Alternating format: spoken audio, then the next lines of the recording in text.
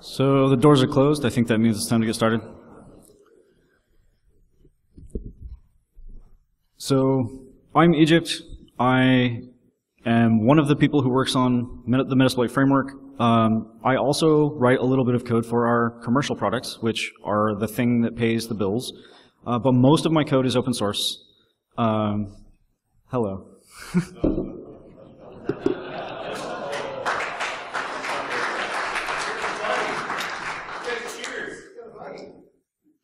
Cheers. But you don't realize it's almost hot and hot. It's really, really hot. Yeah.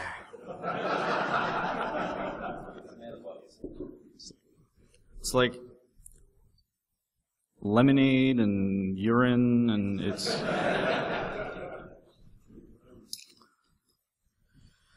So, if you're not familiar with the Metasploit framework, I'm surprised that you're here, but thanks for coming anyway. It's a framework for not just using exploits, it's for building exploits, it's for making them better, faster, stronger. It's a way for, a tool for helping you make exploits more reliable, more flexible, so that you can use them with arbitrary payloads that we can provide. It's also a place to keep all of your pen testing data. So all of the hosts that you've compromised, all of that stuff goes in the database. You can look it up later. You can search it, etc. So I don't want any of you, or anyone in the world, to think that Metasploit is just for running exploits. That is one thing that it does among many. It's also a scaffolding for building many other tools. So it's a socket library. It's all kinds of things that help you make offensive tools, because everyone loves shells, and Metasploit is how you get there. It's also open source security, which means we're sharing it with the world. We're making the world a better place, one shell at a time. And this talk is intended to be just the changes in Metasploit over the last year or so, some of the major features that I want to highlight that I think everyone should know about. One of the most relevant changes for this presentation, not necessarily Metasploit, but the world in general, is that Google Docs now allows animated GIFs in presentations. So here we go. First, I want to talk about some of the infrastructure and process changes that have happened. Not the things that let you use Metasploit, but the way you get Metasploit and how you interact with Metasploit other than sitting at MSF console. So this isn't going to include like things that make it easier for you to get Metasploit. But in terms of like style and stuff, we've also made a couple of major changes. Ding dong, the tabs are dead.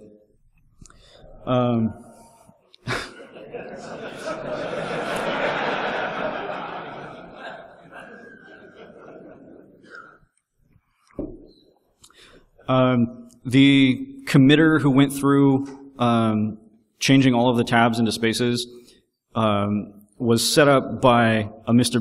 Beardsley, inconspicuously in the middle there. And the avatar for that account is a picture of John Wilkes Booth, and his name is Tab Assassin. Too soon? So the next big thing is we're no longer using Redmine at all. It was the place for bugs. Now GitHub issues don't suck anymore, so we use GitHub issues for everything in addition to pull requests. Now they're integrated a lot better, so now everything is happening in GitHub. We're also using this cool thing called Travis, which is a continuous integration platform cloud service thingy that lets you, like, if you've got a GitHub repository and you have tests, you can say, you can just put a .travis.yaml file in your repositories directory and tell it to go look at that repository, and it'll build it for you and tell you if you have bugs in your tests. So a great way to determine if we've broken framework recently, which is a relatively good random number generator. So we've also added a bunch of new repositories. These are the main ones. There are several others. The ones on the left here, data models, model concern, credential, are typically for the database layer of Metasploit sort of extracted so that you can see it all in one place. The other things here, JSObfu is brand new as of last week, and we'll talk about that more in a minute. Recog, which we'll also talk about briefly. And interpreter binaries, which is just a quick way for us to put binaries out there for the framework to use without having to commit, 8 megs worth of binary crap every time we want to change interpreter. And having binaries and source control kind of sucks, so this is a much better way of doing it. So that's most of the differences in process. Oh, I didn't talk about RubyCop. RubyCop is this cool, it's a lexer and analyzer for Ruby that lets you determine if you're violating not only syntax errors but also style guide violations. We don't use it yet in every pull request, but it's a way for you to tell if we're going to bitch at you about style. We also have MSF tidy for that, which is super handy, and it's much more accurate. RuboCop is really strict, so use RuboCop, but beware that it's really strict, and someday we'll come up with a great way to make it easier for you to use. In the meantime, MSF tidy is your friend. So I mentioned credentials earlier. They went through a major refactor. It used to be just that we had usernames and passwords, and they were all one simple blob, and they could be associated with a service, but not really anything else. Now we've got a much more granular approach to how credentials are stored. We have publics, privates, and realms, which generally map to publics are usernames, privates are passwords, but also sometimes SSH keys or NTLM hashes because they can be used as passwords.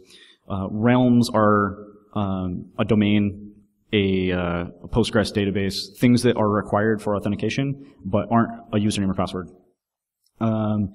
And then we've separated it into two major categories. We've got a credential core, which is the combination of a public, a private, and a realm.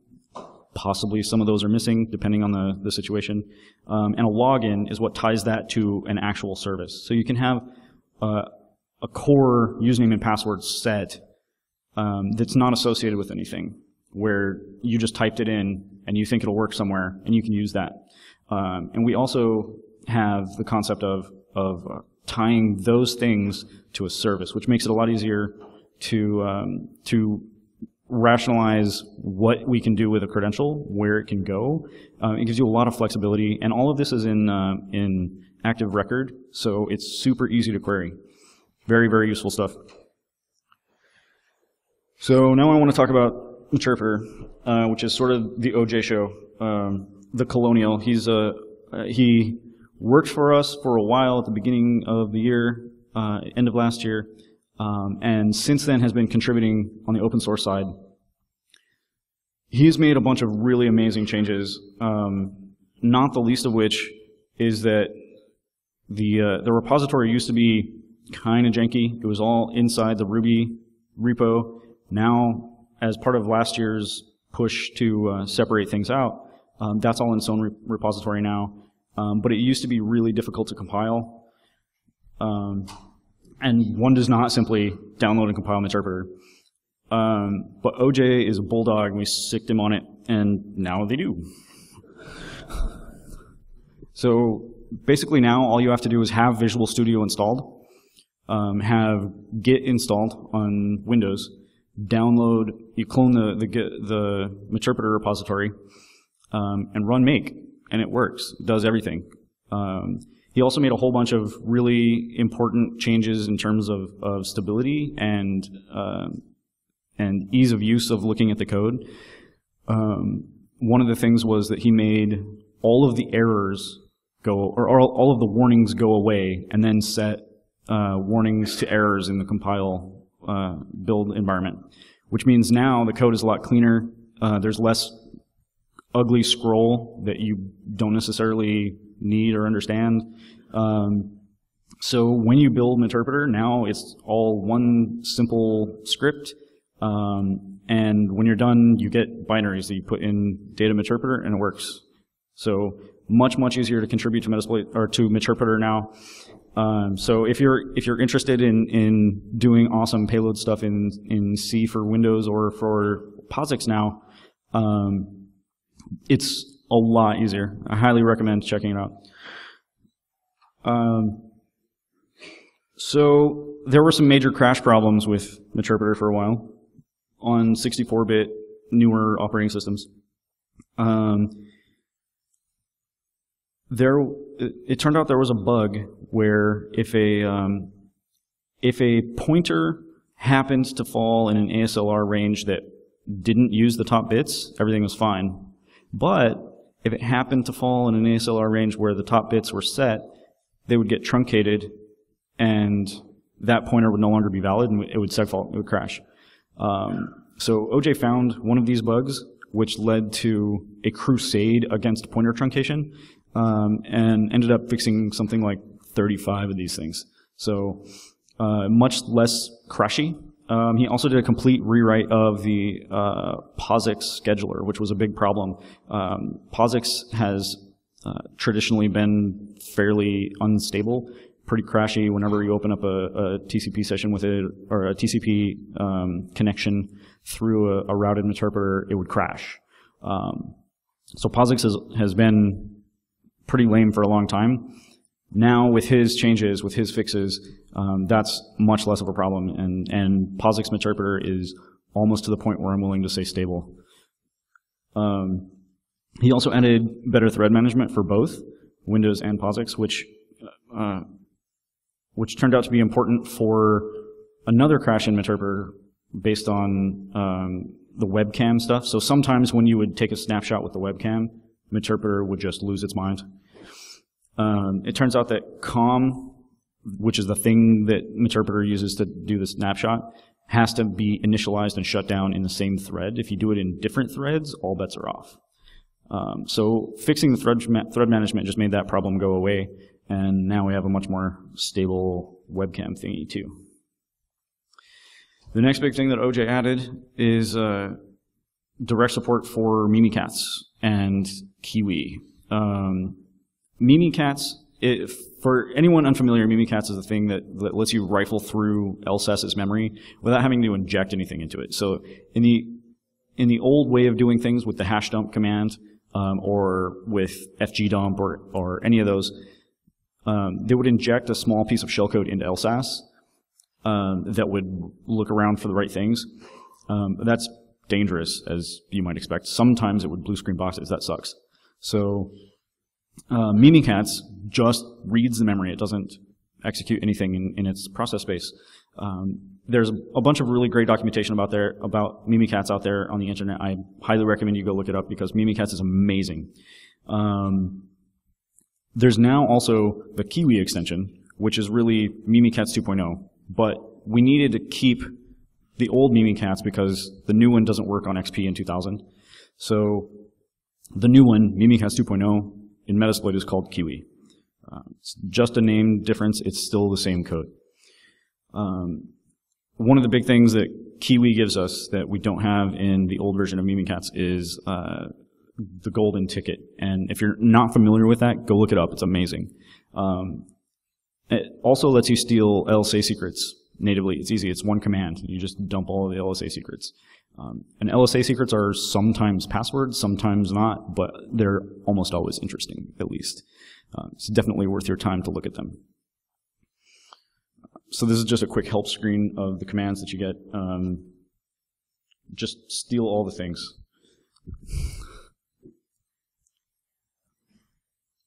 That's really awful.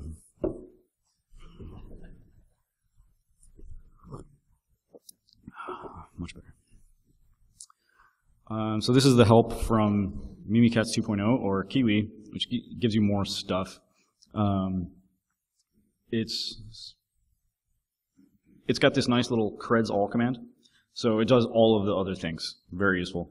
And you can get the same information just by load Kiwi and help. It's all right there. Because when you show someone their plain text password, they drop their nuts.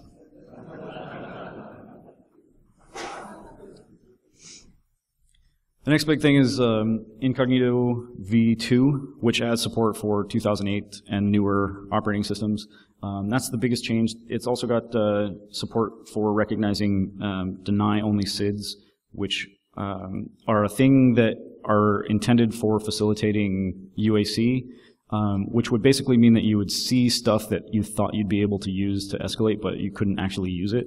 Now that stuff's not shown anymore, so good stuff. Next is the extended API. So up to this point, most of the interpreter changes have been like bug fixes and things like that. The extended API is more new development, and it's intended to be all of the stuff that standard API doesn't really make sense for. So whereas standard API does like file system access, where you always need file system stuff, you always want to be able to ls and cd, etc. You don't necessarily always want to be able to query LDAP, but querying LDAP is awesome. You also get service management, which is super useful. You can list all the services. You can look at a particular service and get information about it. You can start and stop services all in a simple command. It's very similar to sc.exe, but all in memory, and you never have to run a new executable for it. Super useful there. ADSI. This one is very, very powerful. And I don't think it made as big a splash as it should have when we dropped this. It gives you direct query access to it's the Active Directory Service Information, System Information. Basically, you can query the domain controller for anything. Computers, you can filter on whatever you want. It's basically an LDAP query. You can get these top two commands just give you, or the top one is computer enum. It just lists all the computers. User enum lists all the users. Domain query is the generic thing you can query whatever you want to query with it. And that's really useful if you want to say, like, show me all of the servers. Show me all of the workstations. Show me all of the users who belong to the finance group. Very, very useful. And clipboard management is another thing that Extended API does. And this is a fun party trick. Being able to steal someone's clipboard data. Setting their clipboard data is funny.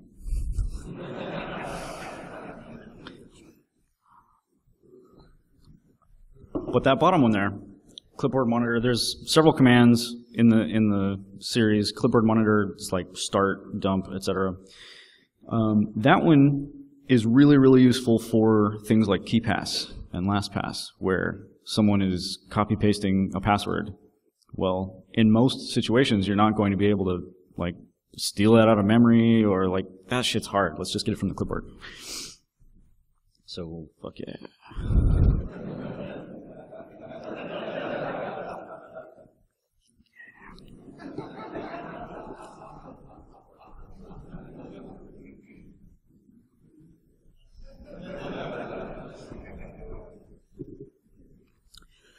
So that's all mostly been interpreter stuff, primarily things done by OJ, some of which were through ideas brought up by the community.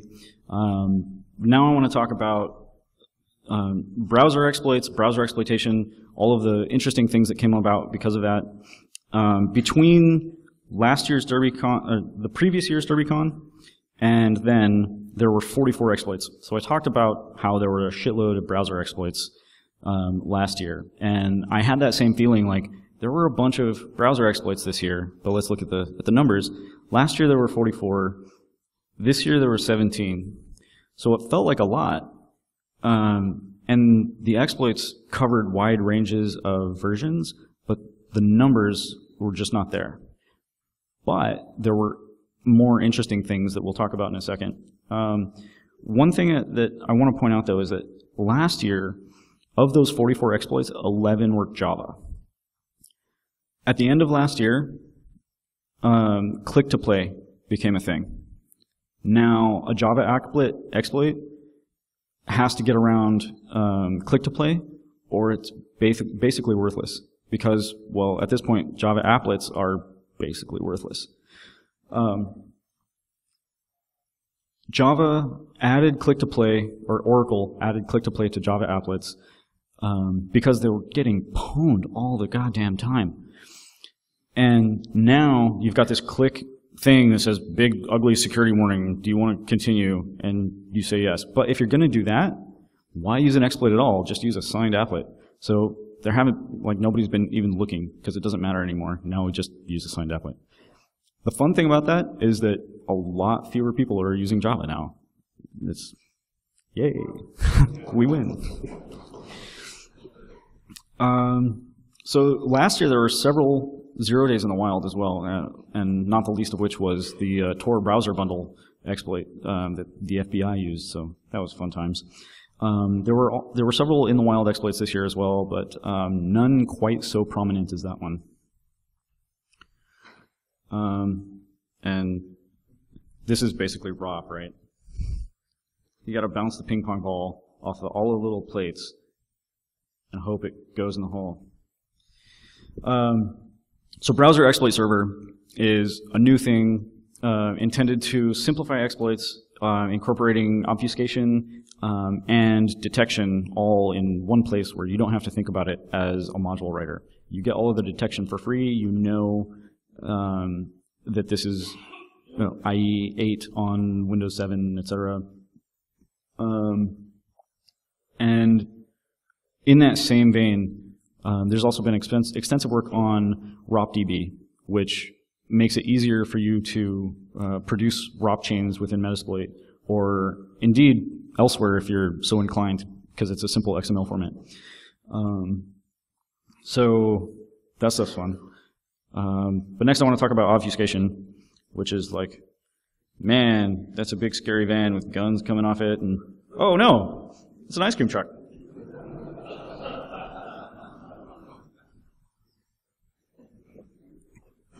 So I mentioned the JSObfu repo earlier. That's brand new. It's basically another step in pulling things out of Metasploit framework that can be used independently. JSObfu now is just a command line tool and a Ruby library for parsing JavaScript and converting it into shit that's hard to read. So I hope this is readable to someone in the back at least. So JSObfu is this just a simple command. The number we pass it here is how many times we run it back through the parser. So we give it this simple little script that says this.console.log hello DerbyCon. And that turns into this big pile of crap. Like, you do that one time and it gives you a balloon of about 2x, and then it becomes exponential. So if you do a JSObfu 7, it's like 8K. Awesome.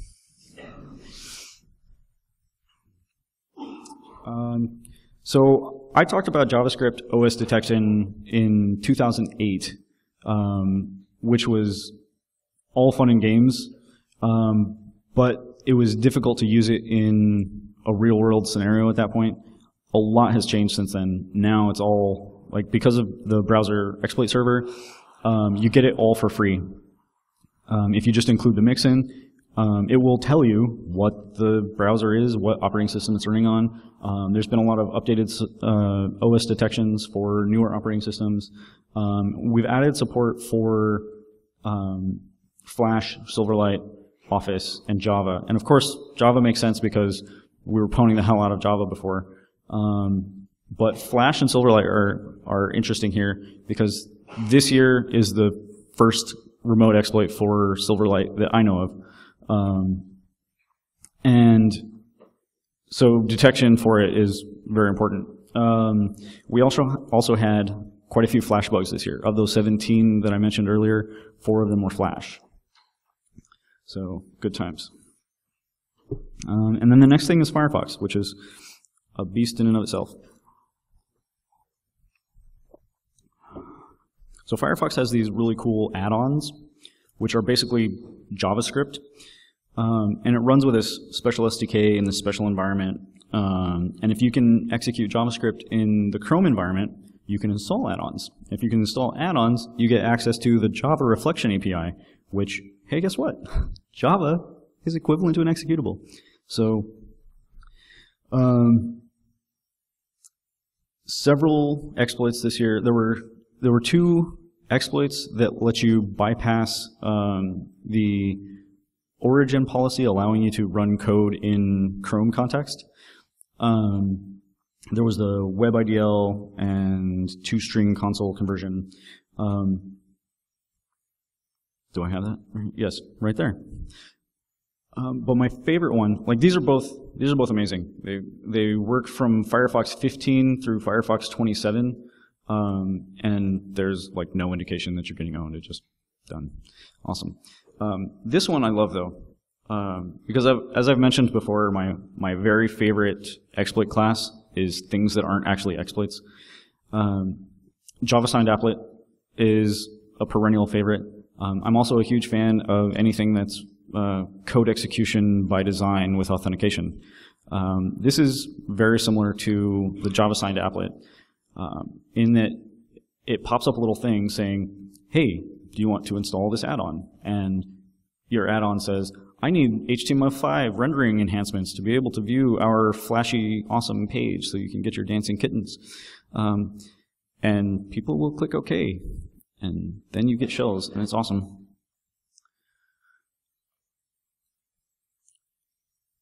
Almost possibly more important is Firefox because it lets you run arbitrary JavaScript in Chrome context, running arbitrary Java reflection APIs from there. We can run commands, we can do all kinds of things. We can also execute JavaScript in the context of the browser as well.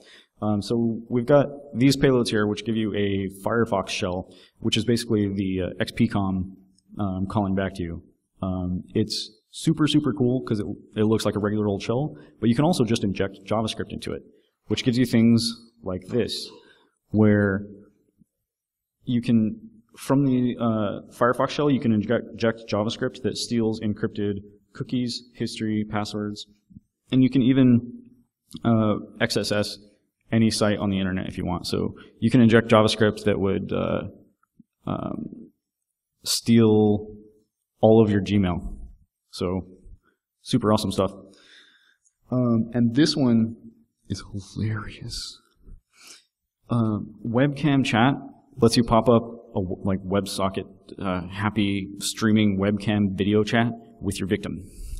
So send somebody a phishing email and they click on the thing, and then you get to talk to them and tell them how owned they are.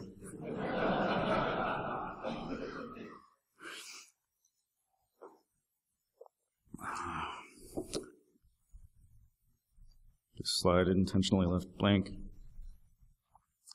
Next is Android, and Android's been big. We've talked about it a lot. It's a fun space because it's so much like the rest of the world, but still so different.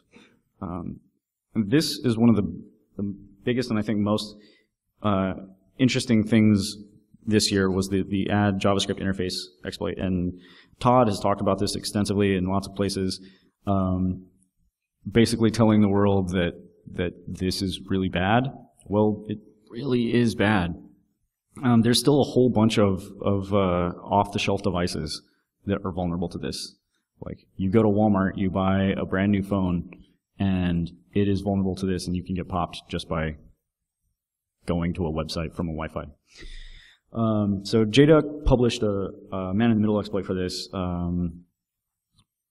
Our own Joe Venix ported it to a generic browser exploit, so all you have to do is get them to come talk to you And like I said, this gives you the JavaScript execution in essentially the Chrome context of whatever browser is happening, which gives you access to Java reflection APIs, which lets you run arbitrary Java. So now you can install any new APKs. You can run Meterpreter, Android Meterpreter, which is getting much better, and we'll talk about that in just a second.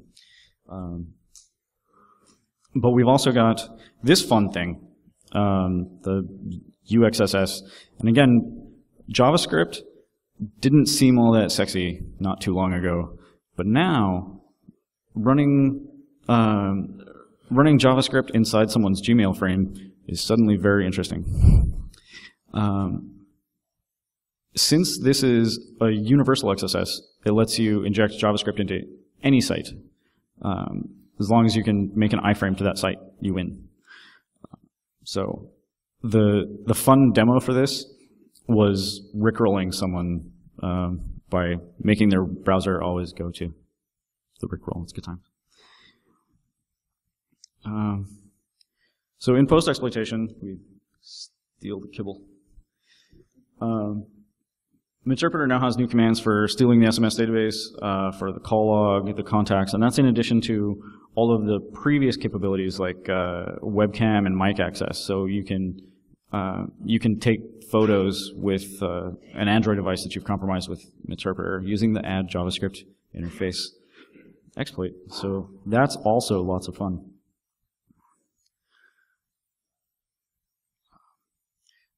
Next thing, completely unrelated to Android. Printer job language. Anybody familiar with PJL? That guy. So back in the long ago, there was some fun talk about printer job language that lets you change the ready message on the screen. So instead of saying, I'm ready, it'll say feed me a kitten or whatever.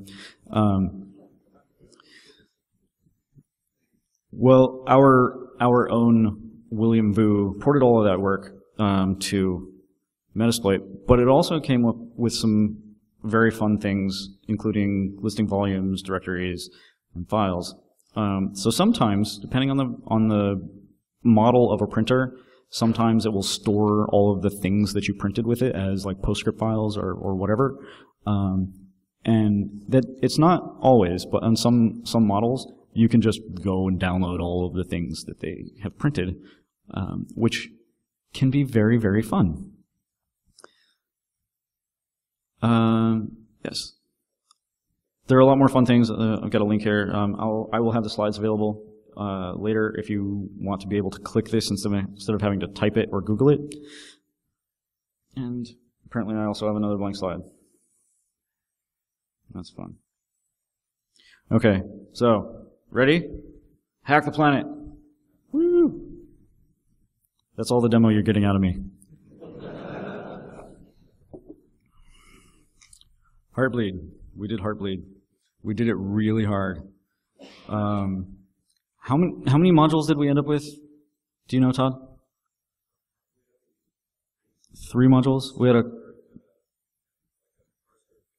we had the key stealer, the server module. Yeah.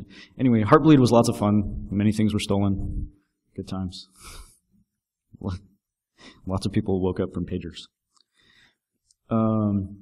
Now this I think is sort of the killer of the year. This reverse hop HTTP is a thing Script Junkie did. A very simple idea. You have a host that you can execute PHP on. So you upload a little script that lets you proxy stuff back and forth. It doesn't always seem like that's the easiest way to go about things. Obviously, sometimes if you can just talk back directly to me, then great, that's awesome.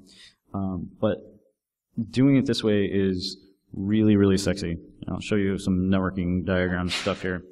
So here we've got a firewall that doesn't allow anything outbound. This guy is an attacker. He's compromised this PHP web server. And now we've got a problem. This guy has a host-based firewall. He only allows maybe 1 or 2 ports in. He's got some services that are available, but nothing else. So we can't use a bind connection.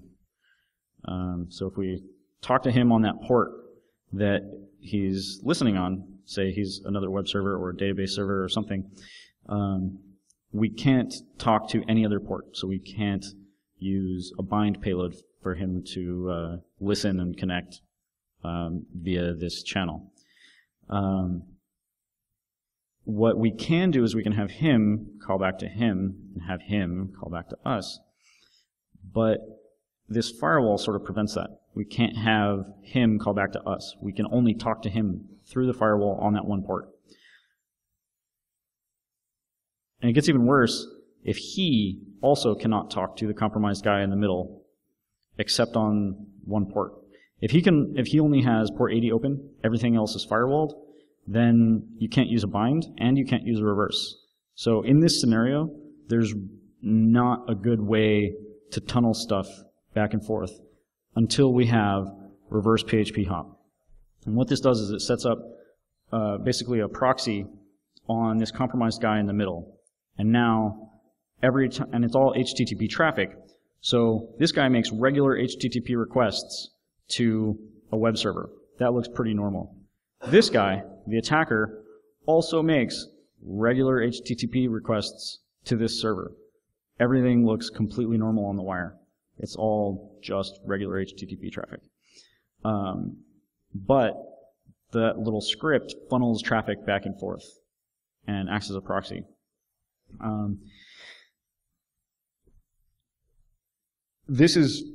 I think this is kind of revolutionary. This is awesome stuff. And you end up with a scenario where a very difficult networking setup would cause you to lose shells, and now you can do your shell dance.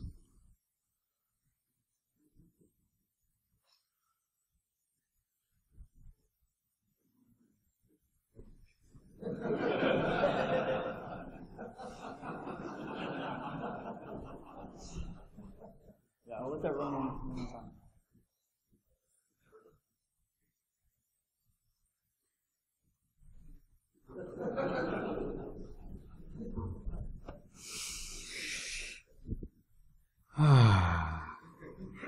That's good stuff. So now I want to talk about some future stuff, things that we're going to be working on, things that I would like you to work on, mainly shell shock. So many logos. So many logos for shell shock. But seriously, this bug is going to be around for a long, long time. I know everyone else is going to red on this too, but God, this bug. We're going to find this bug in places that no one ever thought bugs could be bugs. It's going to be everywhere. It's going to be ubiquitous. It's going to live forever. I've heard it compared to OATA67. I don't think it's going to be that. I've heard it compared to Heartbleed, and it's like Heartbleed, but shells. Fuck, come on. Yeah, so I really like this bug, and I like these logos. They're cute. And this one's fucking clever, man. It's got the bug in the logo.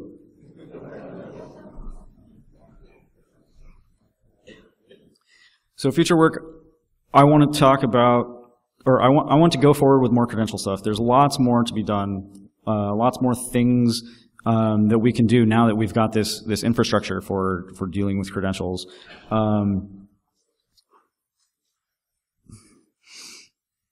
Once you have things cracked, things stolen, and things guessed, you can take that idea, and I know all of these things fit together based on this user. Now we can look at users and not only compromised systems. So this gives us a lot of interesting data to mine for how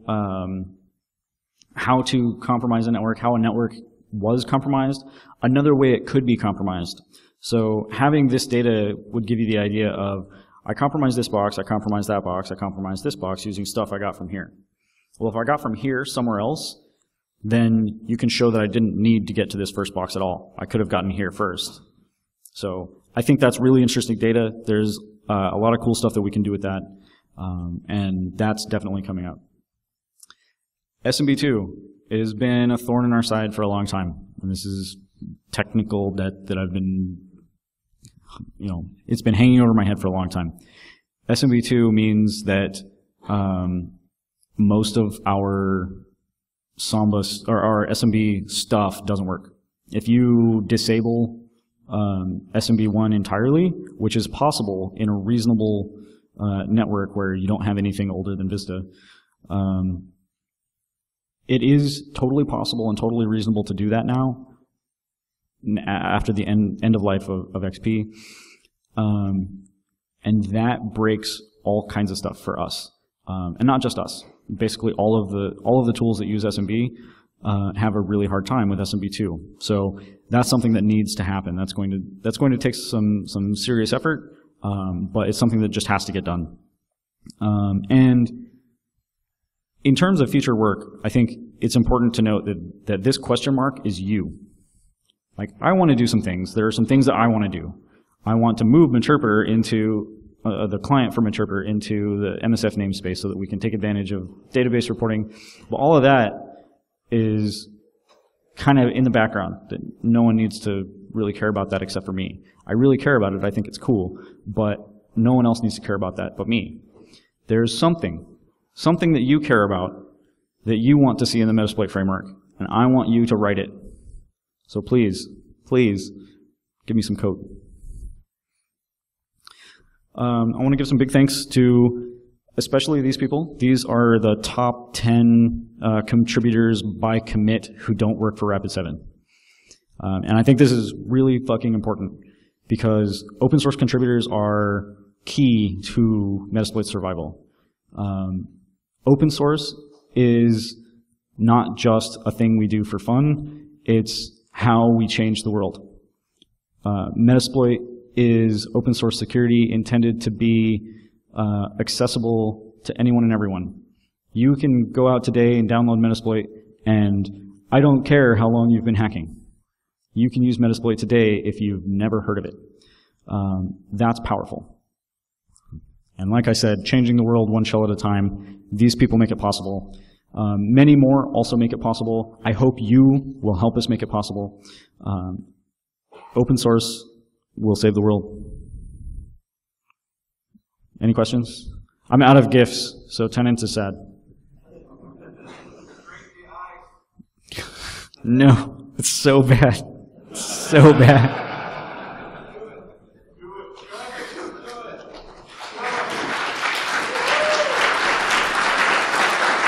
Thank you.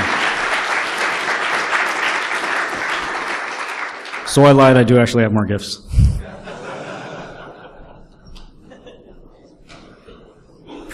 Please, sir, can I have another GIF? Fine, I guess.